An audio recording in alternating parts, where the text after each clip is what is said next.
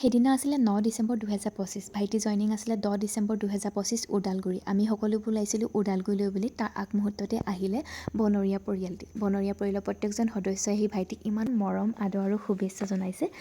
আমাৰ পৰিয়ালৰ পৰা বনৰীয়া পৰিয়ালটোলৈ বহুত বেছি ধন্যবাদ জ্ঞাপন কৰিছোঁ। যিহেতু ইয়াৰ আগৰ ভিডিঅ'ত কৈছিলোঁ ভাইটিহঁতৰ এটা বনৰীয়া পৰিয়াল আছে।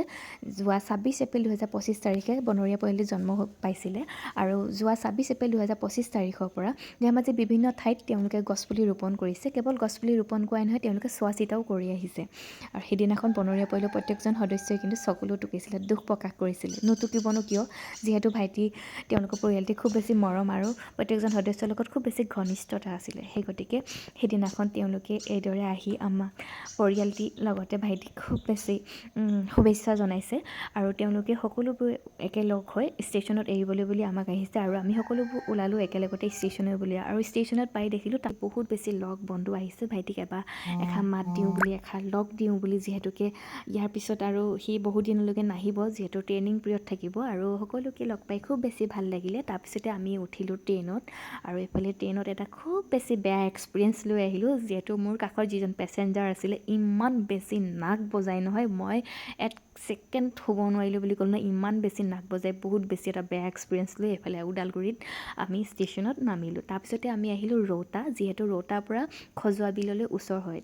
আহি ইয়াতে আমি এটা ইনস্পেকশ্যন বাংলা ল'লোঁ, য'ত আমি অলপ দেৰি থাকিলোঁ। তাতে ফ্ৰেছ হৈ ব্ৰেকফাষ্ট কৰিলোঁ। ব্ৰেকফাষ্ট কৰি সকলোৱে ৰেডি হৈ পিনে ওলালোঁ এইফালে নিজৰ বেডিং পত্ৰ লৈ। এতিয়া আমি ওলাইছোঁ ৰৌতা বাছ ষ্টেচন, যিহেতুকে আমি ৰৌতাৰ পৰা দলঘাটলৈকে আমি যাব লাগিব বাছত। আৰু বাছৰ পৰা নামি পিনে এখন আমি টমটম ল'লোঁ, য'ত আমাৰ বেডিং পত্ৰ ইমান বেছি আছিলে, মোৰ ভৰি ওলমি গৈছে। আৰু ওলমি গৈ আমি পালোঁ 27 আছাম পুলিচ বেটেলিয়ন ওদালগুৰি।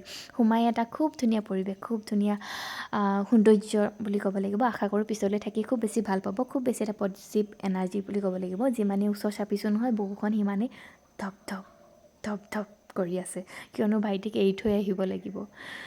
বুকুখন নিজকে ডাঠ কৰি আমি সোমালোঁ office of the commandant 27 Assam police battalion. নিজৰ গন্তব্যস্থানলৈ বুলি এইফালে ভাইটিহঁতে নিজৰ বয় বস্তুখিনি লৈ আগবাঢ়িছে। যিহেতুকে আজি জইনিং হয়, আজিয়ে গোটেইখিনি অফিচিয়েল কাম হ'ব আৰু ভাইটিহঁতে তাতে অফিচিয়েল কামবোৰ কৰি আছে। আমি এইফালে কাষতে ৰৈ আছোঁ। অৱশেষত আমি ওলালোঁ তাক থৈ আহিবলৈ বুলি, যিহেতু আমাৰো সময় হৈ গ'ল। আৰু শেষৰ মুহূৰ্তখিনিত মই নিজকে ৰখাব নোৱাৰিলোঁ, কান্দিয়ে পালোঁ। আৰু যিয়ে নহওক, তাৰ আহিব লগা দিনবোৰ সদায় ভাল হওক তাকে কামনা কৰিছোঁ। ভিডিঅ'টো শেষলৈকে চাই থকাৰ বাবে সকলোকে ধন্যবাদ।